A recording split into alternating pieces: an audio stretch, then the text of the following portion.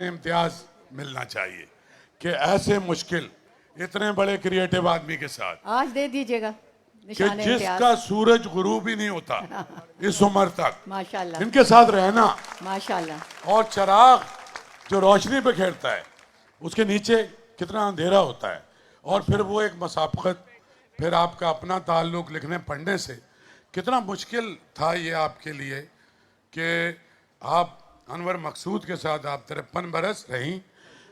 मैं एक दफ़ा इंट्रो करूंगा सिर्फ।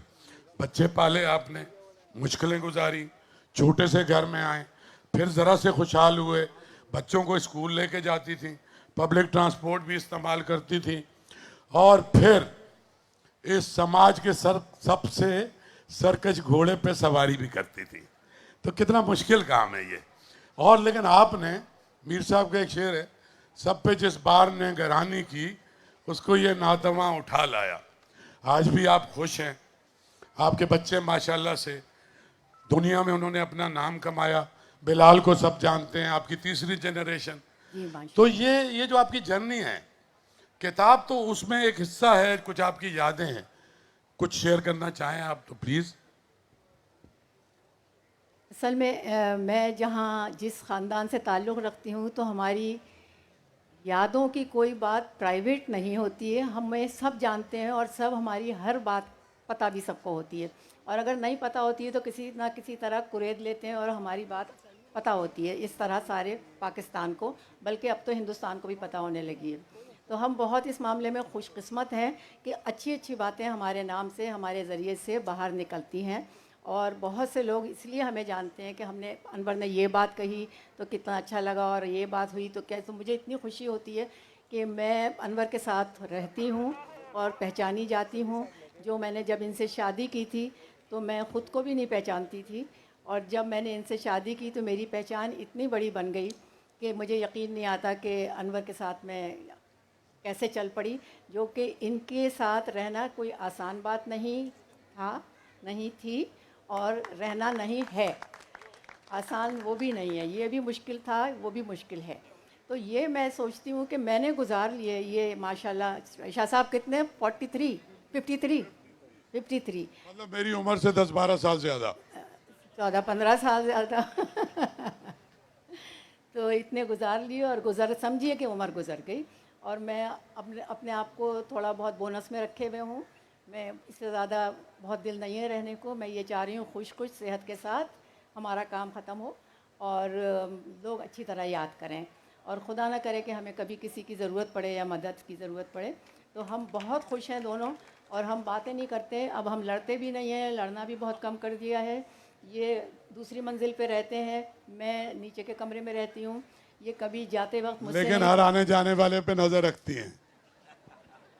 और ये जाते वक्त मुझसे नहीं कहते कि मैं जा रहा हूँ इम्मो खुदा हाफिज़, नहीं, आज तक नहीं कहा।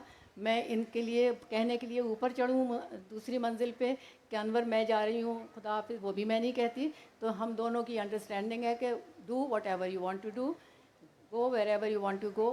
तो हम इस तरह साथ साथ चल रहे हैं, कोई लड़ाई नहीं होती, और अगर लड़ाई होती है तो मैं लड़ती हूँ, इसकी हिम्मत नहीं है लड़ने की। इतना लड़ना मतलब है, ये इतना लड़ना आपको है, ये मैं हकूक हासिल करने में 53 साल लग गए। और मैं इसका क्रेडिट लेती हूँ कि मैं लड़ती हूँ, और लड़के और बदतमीज़ी करके भी खुश रहती हूँ, और ये चुप रहती हूँ। तो आप लोग सोच लें, अगर आप लोग चाहते हैं अनवर जैसा बनना तो चुप रहना सीख जाइए, तो आपको बहुत नंबर मिलेंगे, आपकी बीवियाँ बहुत नंबर देंगी, और यहीं बैठ के हो सकता है अगली दफ़ा आपकी बीवियाँ आपकी तारीफ़ कर रही हूँ, लेकिन ये मेरी तारीफ़ नहीं करेंगे अगर इन्हें बोलने को मौका मिलेगा। मैं आपको एक बात बता दूं, क्योंकि मैं महरम राज दरून खाना हूँ, मैं बहुत जानता हूँ, क्योंकि फातिमा सरिया बजिया भी मेरी मोहसिन थी, मरते दम तक मेरी उसमें रही हूँ, मैं सारे ख़ानदान से मेरा ताल्लुक़ है, मेरे लिए एजाज़ है। अनवर साहब दुनिया में जितनी अम्मू आपकी इज्जत करते हैं किसी दूसरी औरत की नहीं करते, ये मैं कसम खा सकता हूँ। इन्हें बिल्कुल पसंद नहीं है कि आपके बारे में कोई हल्की बात, कोई हल्का जुमला अकेले में मेरे साथ इन्होंने शेयर किया है। आपकी रिस्पेक्ट कोई और भी ना करे तो आपसे ज़्यादा गुस्सा अनवर साहब को आता है, ये मैं आपको आज बता रहा हूँ। शुक्रिया, बहुत बहुत बहुत शुक्रिया। अनवर भाई, मैं चाहता हूँ पहले इम्मू के बारे में थोड़ी सी आप बात कर लें, फिर जो जी चाहे, आपको तो कोई कुछ कह ही नहीं सकता। तो मैं बाद में पढ़ लूँगी। माइक है या आप, आपके पास तो हाथ वाला माइक है। पहले ये करें कि इम्मू की किताब का एक पैसेज सुन लें, फिर मैं उससे बात कर लूँगा।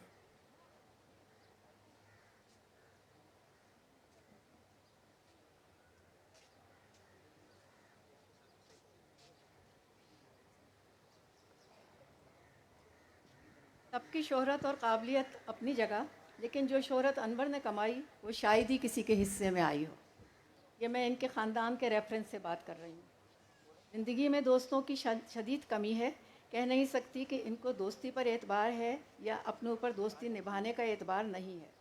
अगर पेंटिंग करने का मूड है तो दिन भर वही करेंगे, अगर लिखने का मूड है तो दिन भर लिखेंगे। हाँ, कोई इन्हें यूं ही आ जाए तो थोड़ा वक्त उसके साथ गुजार लेते हैं। आजकल बहुत ज़्यादा टीवी देख रहे हैं और दिन भर कमरे में गुजार देते हैं। बेवक्त सोते नहीं हैं, बेवक्त जागते नहीं हैं। पिछले दिनों यानी कोविड से पहले तक ब्रिज ताश का खेल भी ज़ोरों पर था, अब वो भी इत्तेफाकन हो गया है, वरना नाश्ता खाना और ब्रिज बराबर की ज़रूरत थी। सुबह तकरीबन 8 सवा 8 बजे हम रात के भीगे हुए 7 बादाम खाते हैं, एक एक कप चाय पीते हैं और राहें जुदा हो जाती हैं। जब ये कहते हुए ऊपर के कमरे में जाते हैं कि मेरा नाश्ता ऊपर ले आना, तो मैं कहती हूँ bye bye, see you tomorrow. तो कभी शर्मिंदगी में दिन में एक आध चक्कर लगा लेते हैं और अगर बच्चों के लिए कुछ पकाना चाहें तो किचन में नज़र आ जाते हैं। मैं अपने घर के अंदर और बाहर के काम भी इनको बग़ैर बताए कर लूँ तब भी, और बता कर जाऊँ तब भी। कोई सवाल नहीं करते। हाँ, कभी कभी कुछ ख्याल आ जाए कि बीवी कहाँ है तो एक फ़ोन कर लेते हैं। सोशल कॉल बिल्कुल नहीं करते। सिर्फ किसी के घर बैठकर बातें करने के लिए अब बिल्कुल नहीं जाते। हाँ, अगर अपने घर कोई दिलचस्प दोस्त आ जाए तो खुश हो जाते हैं। ये तब्दीलियाँ पिछले 2-3 बरसों में आई हैं, लेकिन वक्त के साथ ऐसी तब्दीली आना मेरा ख्याल है कि अच्छा है। इन सब तब्दीलियों के बावजूद अनवर मकसूद लोगों को कहीं ना कहीं नज़र आता रहता है। इनको चाहने वाले अपनी जगह उसी जोश व जज्बे के साथ मौजूद हैं। हम दोनों ने 50 साल से ज़्यादा साथ गुजार लिए। अगर कैदियों की तरह जोड़े जाएं तो हमने दिन और रात मिलाकर 100 साल से ज़्यादा गुजार लिए हैं। अगर मैं तराजू में तोल कर इस अरसे का अंदाज़ा लगाऊं तो बहुत खुशकिस्मत हूँ, लेकिन नहीं, अनवर ज़्यादा खुशकिस्मत है।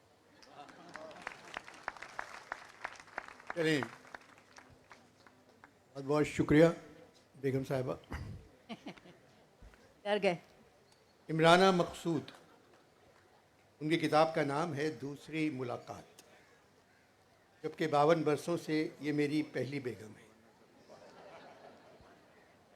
मुलाकात यानी एक दूसरे से मिलना। आतिश का शेर है, अब मुलाकात हुई है तो मुलाकात रहे। अब मुलाकात हुई है तो मुलाकात रहे, ना मुलाकात थी जब तक के मुलाकात न थी। मुलाकात यानी वाक़फ़ियत, शनासाई, राह रस्म होना। दूसरी मुलाकात यानी पहली मुलाकात नहीं हुई। मैं इनसे मिलने इनके घर गया, ये किसी और से मिलने चली गई थी, तो पहली मुलाकात तो हुई नहीं। उलझे सुलझे अनवर के बाद मेरे और अपने बारे में ये इनकी दूसरी किताब है। सारी ज़िंदगी कहती रही अनवर तुम एक ड्रामा हो, और मेरे लिखे हुए 4 ड्रामे दूसरी मुलाकात में छपवा दिए। बहुत अच्छी माँ हैं, अच्छा लिखती हैं। अक्सर पूछती हैं अनवर आप मुझसे क्यों डरते हैं। मैं जवाब नहीं देता। फिर ख़ुद कहती हैं जो शौहर इधर उधर हाथ पाँव मारते हैं वो अपनी बीवियों से डरते हैं। मैं फिर भी जवाब नहीं देता और हाथ पाँव सुकेड़ के बैठ जाता हूँ। इन तमाम बातों के बावजूद मेरा बहुत ख्याल रखती हैं और मुझसे ज़्यादा अपना। रोज़ाना जिम जाती हैं। घर में कहती हैं अनवर अब मुझसे बोझ नहीं उठता, और जिम में न जाने कितना वज़न रोज़ाना उठा के आ जाती है। हमारा एक बेटा है बिलाल और एक बेटी है अर्जुमन। दोनों के बच्चे बाहर तालीम हासिल करके मुलाजमत भी कर रहे हैं। बच्चों को पाला भी इमराना नहीं है, जादूगर हैं। किचन में दाखिल हुए बग़ैर खाना पकाने की तरकीबों पर किताबें लिख चुकी हैं। मगर जब भी पकाती हैं अच्छा पकाती हैं। हिंदुस्तानी शोज़ और ड्रामे देखना और दुनिया भर के लोगों के साथ स्क्रैबल खेलना इनका महबूब मशगला है। खुद अपनी गाड़ी ड्राइव करती हैं। 4-5 जगह से मेरा नाम इस्तेमाल करती हैं। बिजली चली जाए फ़ोन करके मैं मिसेज़ अनवर मकसूद बोल रही हूँ। पानी नहीं आ रहा है, फ़ोन करके मैं मिसेज़ अनवर मकसूद बोल रही हूँ। गटर बंद हो गया, डिफेंस वालों को फ़ोन करके मैं मिसेज़ अनवर मकसूद बोल रही हूँ। सारे काम ठीक हो जाते हैं। बाकी कामों के सिलसिले में मैं इमराना मकसूद बात कर रही हूँ। 40 बरस कॉटन की साड़ी पहने गुजार दिए, फिर शलवार कमीज़ या गरारा। जब से जिम जाने लगी हैं, जिम वाले कपड़े पहनने लगी हैं।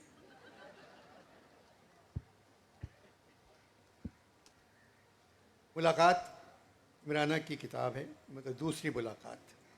फैज साहब की नज़्म है मुलाकात, और जानिसार की नज़्म है आखिरी मुलाकात। फैज साहब की पहली मुलाकात मुलाकात नाम है, इमराना की दूसरी मुलाकात, जानिसार अख्तर की आखिरी मुलाकात। तो मैं शुरू करता हूँ आखिरी मुलाकात से, जानिसार अख्तर की नज़्म। मत रोको इन्हें पास आने दो, ये मुझसे मिलने आए हैं। मैं खुद न जिन्हें पहचान सकूं, कुछ इतने धुंधले साए हैं। 2 पाँव बने हरियाली पर, एक तितली बैठी डाली पर। कुछ जगमग जुगनू जंगल से, कुछ झूमते हाथी बादल से। ये एक कहानी नींद भरी, एक तख्त पे बैठी एक परी। कुछ गुनगुन करते परवाने, 2 नन्हे नन्हे दस्ताने। मत रोको इन्हें पास आने दो, ये मुझसे मिलने आए हैं। कुछ चांद चमकते गालों के, कुछ भौरे काले बालों के। कुछ नाजुक शिकने आंचल की, कुछ नर्म लकीरें काजल की। एक खोई कड़ी अफसानों की, 2 आँखें रोशन दानों की। एक सुर्ख दुलाई गोट लगी, क्या जाने कब की चोट लगी। कुछ शेर पुरानी गज़लों के, उन्वान अधूरी नज़मों के। टूटी हुई एक अशकों की लड़ी, एक खुश कलम एक बंद घड़ी। कुछ साथी छूटे छूटे से, कुछ रिश्ते टूटे टूटे से। कुछ बिगड़ी बिगड़ी तस्वीरें, कुछ धुंधली धुंधली तहरीरें। कुछ उजड़ी उजड़ी आशा, कुछ उजड़ी उजड़ी दर्द का शजर है, जो मुझसे तुझसे अजीम तर है। अजीम तर है कि इसकी शाखों में लाख मशल बकफ सितारों के कारवां घिर के खो गए हैं। 1000 महताब इसके साए में अपना सब नूर रो गए हैं। ये रात उस दर्द का शजर है, जो मुझसे तुझसे अजीम तर है। मगर इसी रात के शजर से ये चंद लम्हों के जर्द पत्ते गिरे हैं, और तेरे गेसुओं में उलझ के गुलनार हो गए हैं। इसी की शबनम सी खामोशी में ये चंद कतरे तेरी जबी पर बरस के मोती पिरो गए हैं। बहुत स्याह है ये रात, लेकिन इसी स्याही में रूनुमा है वो नहर खूं जो मेरी सदा है। इसी के साए में नूर गर है वो मौज ज़र जो तेरी नज़र है।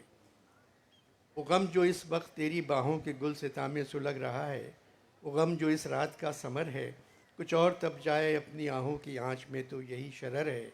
अलम नसीबों जिगर फिगारों की सुबह अफलाक पर नहीं है, जहाँ पे हम तुम खड़े हैं दोनों, सहर का रोशन उफ़क़ यही है। ये गम जो इस रात ने दिया है, ये गम सहर का यकीन बना है। यकीन जो गम से अजीम तर है, सहर जो शब से अजीम तर है। वाह वाह वाह, सुभान अल्लाह सुभान। दोनों नज़में थी। अब किताब पे बात हो गई, इमो ने पैसेज सुना दिया। आज उसकी लॉन्च है, दूसरी मुलाकात की। अब जाहिर है कि दूसरी औरत किश्वर किताब है। अब जाहिर है जब मैं आया हूँ नहीं, यही ठीक है। अब लोग इंतज़ार कर रहे हैं कि मैं कुछ कहूँ।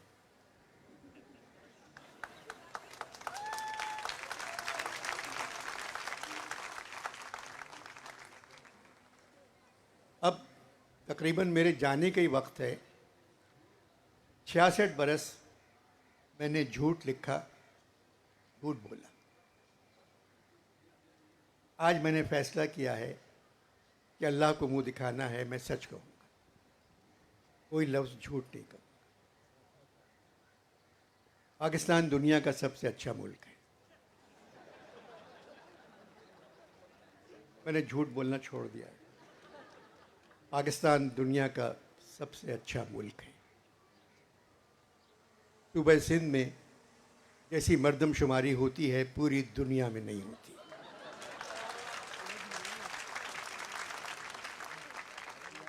सिंध की हुकूमत ने यहाँ की मर्दमशुमारी करके एक मिसाल कायम कर दी।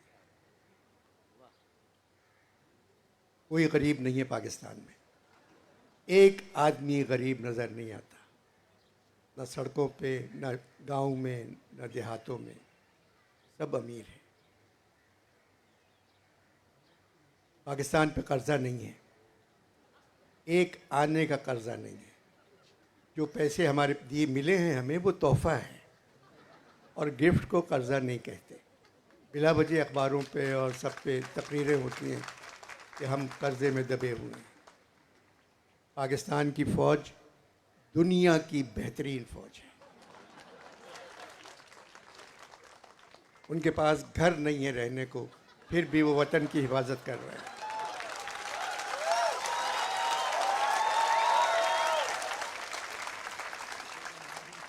उनके पास गाड़ियां नहीं हैं, वो पैदल सरहदों पे जाते हैं। अब इतनी खुशी की बात है कि हमारे फौजी सिपाहियों ने, आर्मी ने, नेवी के अफसरों ने, पुलिस ने और दूसरी स्पेशल फोर्स ने मिलके 2 दहशतगर्द मार दिए। ये दुनिया में नहीं होता ऐसा। हमारी क्रिकेट टीम दुनिया की सबसे अच्छी क्रिकेट टीम। अल्लामा ने जो ख्वाब देखा था उससे कहीं ज़्यादा पाकिस्तान है। कायदे आज़म की मेहनत जगह जगह रंग ला रही है। 10 लाख बच्चे पिछले 10 महीनों में इसलिए ये मुल्क छोड़ गए कि अब किसी बुरे मुल्क में जाके रहते हैं। ये तो बहुत अच्छा है। और मैं इस मुल्क की क्या तारीफ़ करूं, जिसने मुझे कमाई का रास्ता दिखाया, जिसने मुझे लिखना सिखाया, जिसने मुझे बोलना सिखाया। ऐसा मुल्क और कहीं नहीं है। बदकिस्मत हैं कि 2 बड़े बड़े बुरे मुल्क हमारे आसपास हैं। सामने हिंदुस्तान है, पीछे अफ़गानिस्तान है। कायदे आज़म को ये प्लॉट लेने की क्या ज़रूरत थी?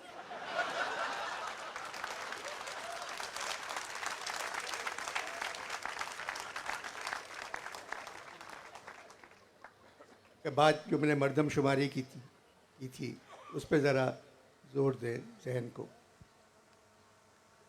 मर्दमशुमारी बहुत ज़रूरी है, और कराची जैसे शहर के लिए जहाँ 3 करोड़ लोग रहते हैं, 3 करोड़ रहते हैं, मगर सरकार कराची में सिर्फ मर्दों को गिनती है मर्दम की वजह से, औरतों को नहीं गिनती।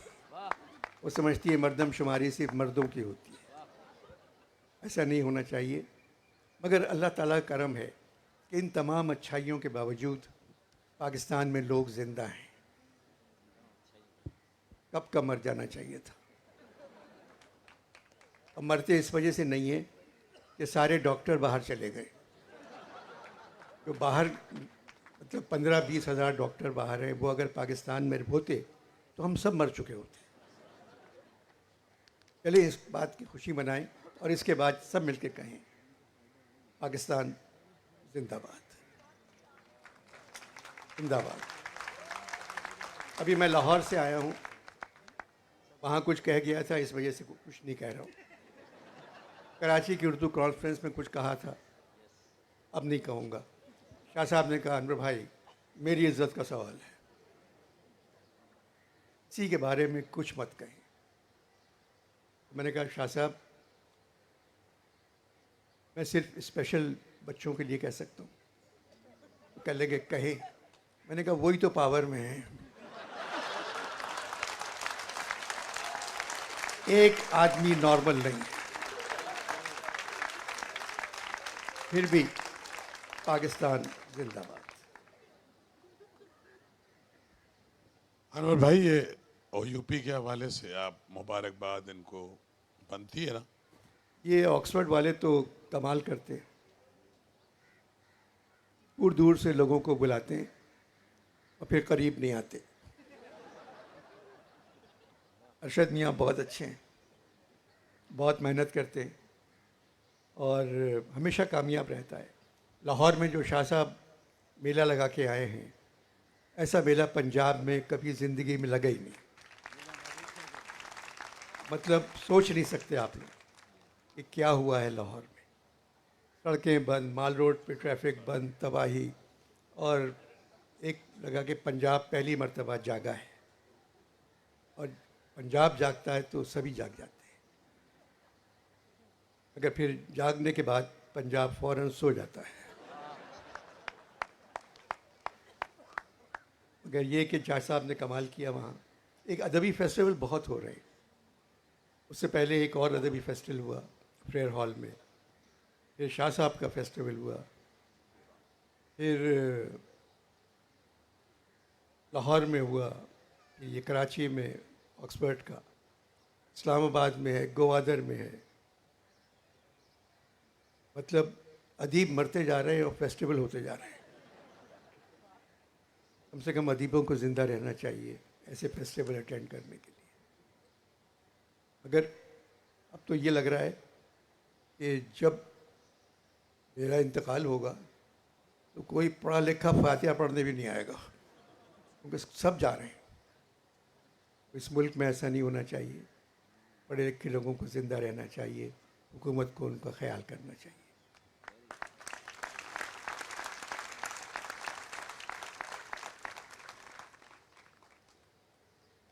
फैज साहब का शेर है, दयारे यार तेरी जोशिश जुनू पे सलाम, दयारे यार तेरी जोशिश जुनू पे सलाम, मेरे वतन तेरे दामाने तार तार की खैर।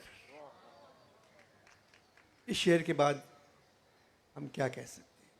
सिर्फ उम्मीद रह गई है नौजवान लड़के लड़कियों से। अल्लाह ताला ने जो इनको समझ दी है, जो इनको जहन अता किया है, जितनी रोशनी इन बच्चों की आंखों में है, सारी उम्मीदें हम लोगों की इन लड़के लड़कियों से वाबस्ता हैं। निकलो घर से, निकले तो हुए, तुम काम कर रहे हो दफ्तरों में, अखबारों में, मिलों में, हर जगह काम कर रहे हो तुम लोग। अब ये वक्त है, अगर कोई ज़्यादती कर रहा है तुम्हारे साथ, उसके लिए बाहर निकलो, अंदर मत बैठो।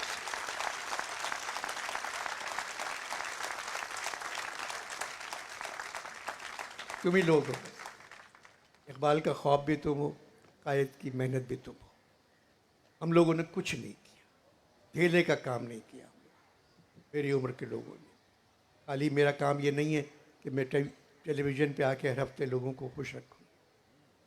मेरा काम दूसरा था, पढ़ाना था, बच्चों को पढ़ाना था। मैं नहीं कर सका वो काम। हर काम हुकूमत पे मत छोड़ो, क्योंकि वो तो कुछ नहीं कर सकती, कुछ नहीं कर सकती। कायदा भी बदल दिया गया है। ABCD अब नई जो आई है, ABCDEFGHQ। इसके बाद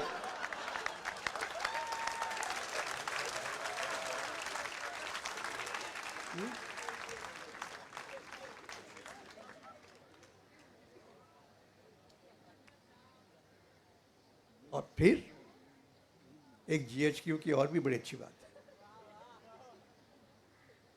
हमारे फौज के सरबराह जो हैं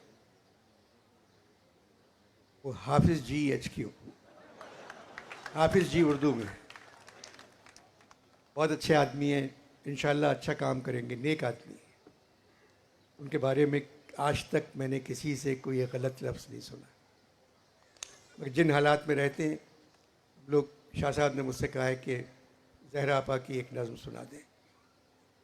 सुना है जंगलों का भी कोई दस्तूर होता है, सुना है शेर का जब पेट भर जाए तो वो हमला नहीं करता, दरख्तों की घनी छांव में जाकर लेट जाता है।